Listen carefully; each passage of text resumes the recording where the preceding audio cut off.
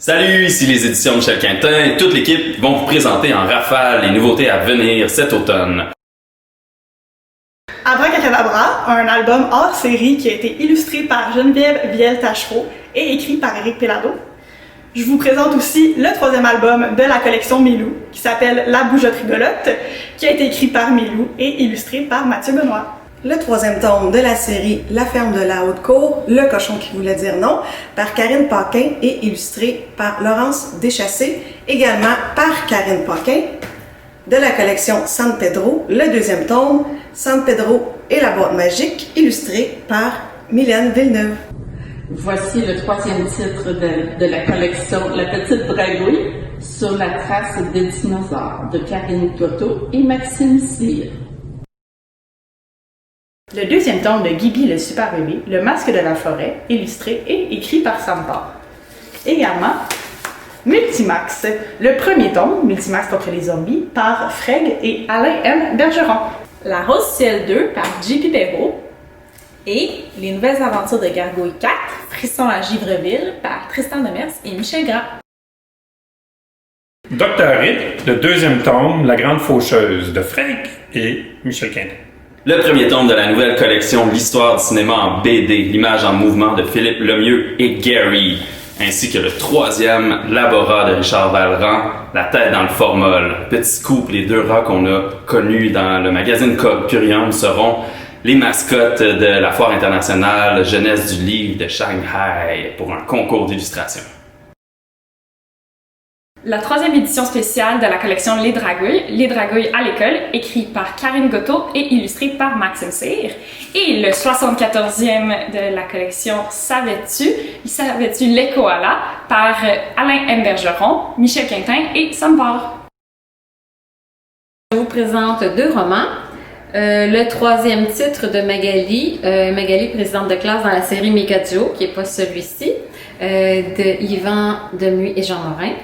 Et je vous présente une toute nouvelle série, la série Premier rendez-vous pour les 13 ans et plus, une série à laquelle on croit beaucoup. Il va y avoir deux titres cet automne, donc c'est de Alexandre Larochelle et Louis Petalano.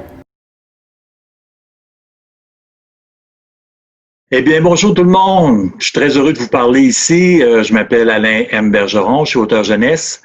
Et on va vous parler d'une nouvelle série, un nouveau personnage qui s'appelle Multimax et que j'ai créé en compagnie de l'illustrateur Frédéric Goyette, ou communément appelé Freg, un jeune homme qui fait de la bande dessinée, qui fait entre autres la bande à Mickey.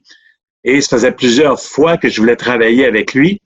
Et je lui ai proposé cette possibilité-là, ce sujet-là, un héros, un garçon, qui a une faculté spéciale, c'est qu'il est capable de se multiplier par 10. Alors, il y a 10 super héros en lui. Et puis, Freg a accepté gentiment et joyeusement de participer, de mettre son talent d'associer son talent à moi. Et puis, Freg, merci beaucoup d'avoir accepté. Mais mon Dieu, merci de l'invitation. Alain, c'est vrai que quand tu m'as proposé ça, j'ai fait des culbutes tellement que j'étais content. De travailler avec toi, c'est tout un honneur, mais en plus, les super-héros, depuis que je suis jeune, je me suis promis de faire une série de bandes dessinées et quand tu es arrivé avec ce projet-là, j'ai fait juste wow. Tout est là, puis je pense que des personnages super-héros québécois, dans le sens qu'ils viennent d'ici, un peu notre façon de parler, de jouer, et ça m'a vraiment accroché. Et comme tu disais, en plus c'est pas juste un super-héros. C'est Max qui se multiplie par 10 et donc chacun endosse des compétences incroyables. Je pense qu'il y en a un qui va rapidement, l'autre est super fort. Il y en a un qui a la faculté aussi de se transformer. Ensuite, de bouclier, etc.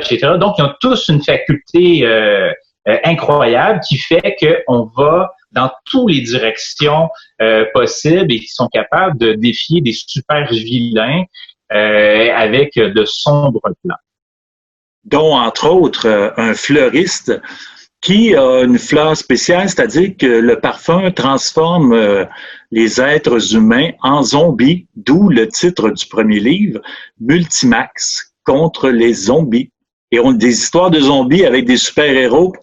C'est assez gagnant, hein, mon ami? C'est vraiment gagnant. C'est le meilleur mix possible.